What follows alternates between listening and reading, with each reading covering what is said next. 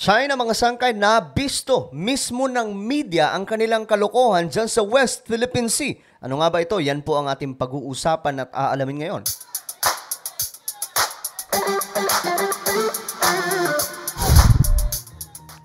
Magandang oras po sa lahat ng mga solid sangkay, sa lahat po ng ating mga kababayan na nanonood ngayon. Bago tayo magsimula mga sangkay, pakisubscribe po muna yung ating YouTube channel.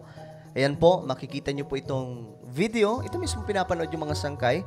I-check nyo po sa ibaba, may makikita po kayong subscribe button. Pindutin nyo lamang po yan, then i-click nyo yung bell at i-click nyo po yung all. Ulitin ko, click the subscribe down below, click the bell, and click all.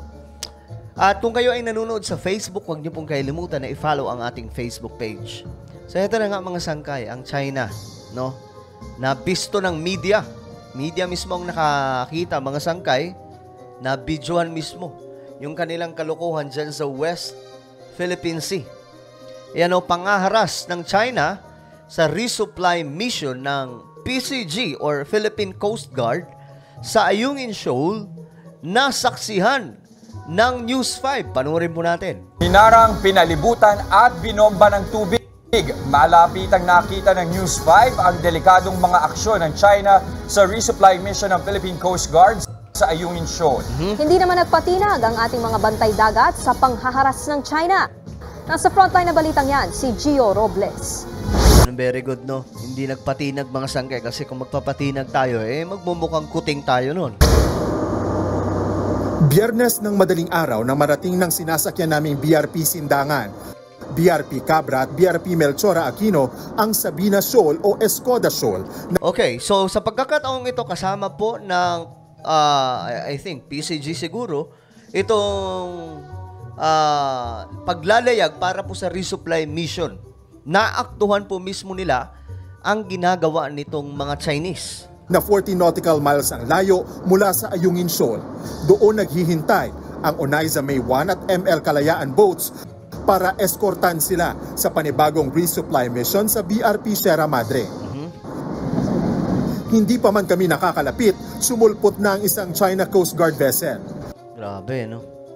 Wala pa, hindi pa sila malapit, mga sangkay. Bigla na lamang pong lumitaw itong higanting vessel ng China. Pagsikat ng araw, isa-isa na naming naaaninag ang iba pang barko ng China. Mag-aalas 6 pa lang ng umaga pero nagsimula na yung shadowing o pagbuntot nitong Chinese Coast Guard vessel 21551 sa Grabe, no? Ito lang mga sangkay, ito yung TV5. Ito lang. Tapat na tapat po mismo. Ewan ko, may media din po yan sila. sinasakyan nating BRP Sindangan.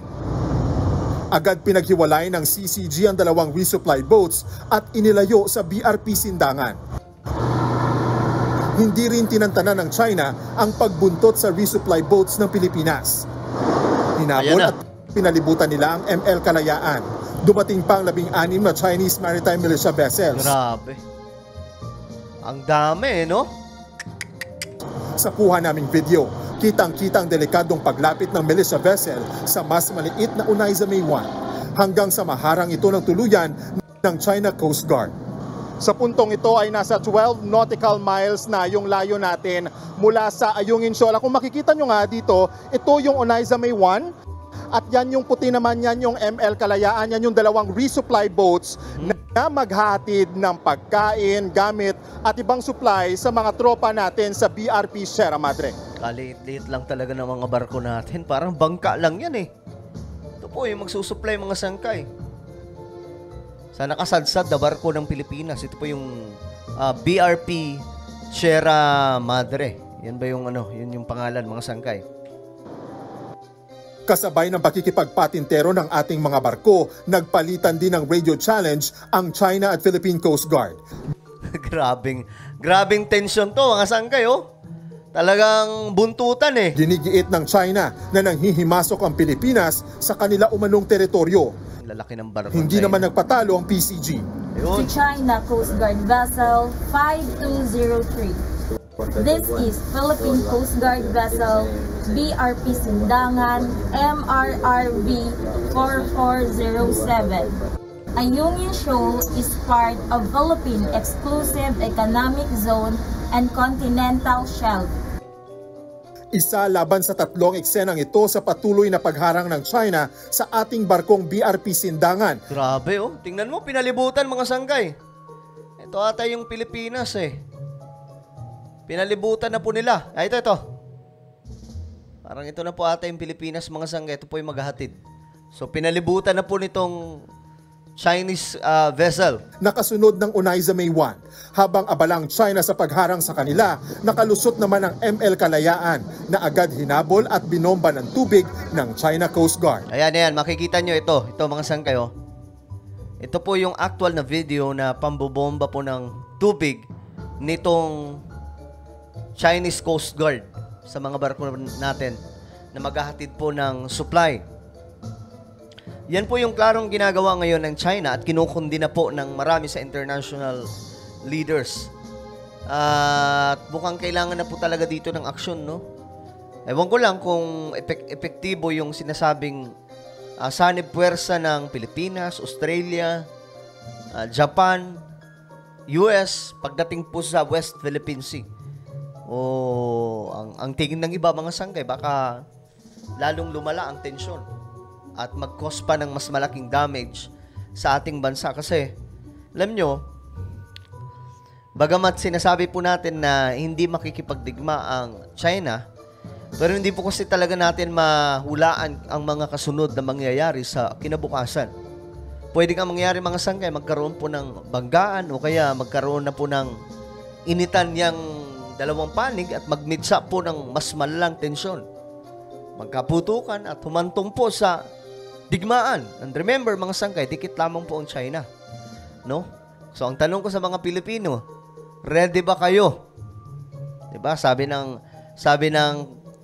Philippine anthem natin, yung National Philippine Anthem. Ang mamatay ng dahil sa'yo. Are you willing to die for our country? Kung sakali magkaroon ng digmaan, mga sangkay, kasi di po talaga natin ang China, lagi naman po silang nananawagan ng kapayapaan, no? Makikita po natin, pero iba po sa ina-aksyon nila dito. Kasi kung gusto talaga nila ng peace sa rehiyon po natin, bakit nila ginagawa to? Lumilikha po sila ng kaguluhan. Lapit-lapit po talaga. Pasok po talaga sa natin, exclusive economic zone, yang dagat na yan, mga sangkay, sa ayungin. Kaya nga lang ang China, talagang gusto nila sa kanila na lahat ng karagatan Ay, nako naman. Sinundan pa ng water cannon ng CCG ang ML Kalayaan. Grabe yan, Akala nyo mga sangkay, tubig, basta tubig lang yan. No, tubig yan. Pero isipin nyo mga sangkay, yung pinapasiritan kayo ng bumbero ng tubig. Ganun po yan kalakas. Hindi pa malinaw sa ngayon kung may nasaktan. Sa likuran ko, makikita ninyo ang Chinese Coast Guard Vessel 5203. Ito yung barkong tinuturong nag-water cannon o nagbomba ng tubig sa ML Kalayaan. Yan din ang parehong barkong bumangga sa Onaiza May 2 nang magsagawa tayo ng resupply mission nitong October 22. Ayun, ito rin pala yun. Ito, itong nasa likod mga sangkay. Yung bumangga last time. Ayan, Tinangka ng BRP Sindangan na makalapit pa sa ayungin habang nakasunod pa rin sa Onaiza May 1. Ang kaso, nakalusot ang resupply boat pero na-corner na kami ng China.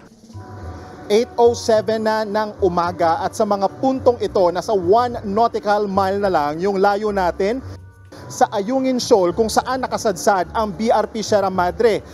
Pero hanggang ngayon, hindi pa rin tayo tinatantanan nitong Chinese Coast Guard Vessel 21551 at nasa higit 10 mga Chinese Maritime Militia Vessel dito sa bahaging ito ng West Philippine Sea. Grabe yung ginagawa ng China na panggigipit. Kung tutuusin, tanaw na namin noon ang BRP Sierra Madre kung nasaan ang ating tropa. Pero dahil hindi na makausad ang sinasakyan naming BRP Sindangan at iba pang Philippine vessel, nag-deploy na lang ng rubber boats ang PCG. Ito ang unang pagkakataon na nakalapit ang media sa BRP Sierra Madre. Pasado alas 9 naman ang tuluyang makalusot at makadaong ang dalawang resupply boat sa tabi ng BRP Sierra Madre. Saka ibinaba ang mga pagkain Grabe, yan po yung barko. Lumang-luma na mga sangkay. at iba pang supply sa nangangalawang nating barko.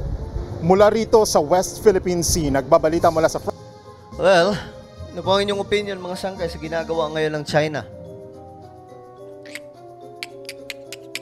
Lumalala po ang tensyon.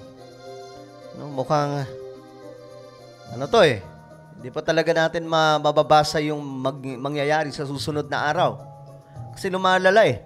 Nung una mga sangkay, ano sila, ng bomba ng tubig.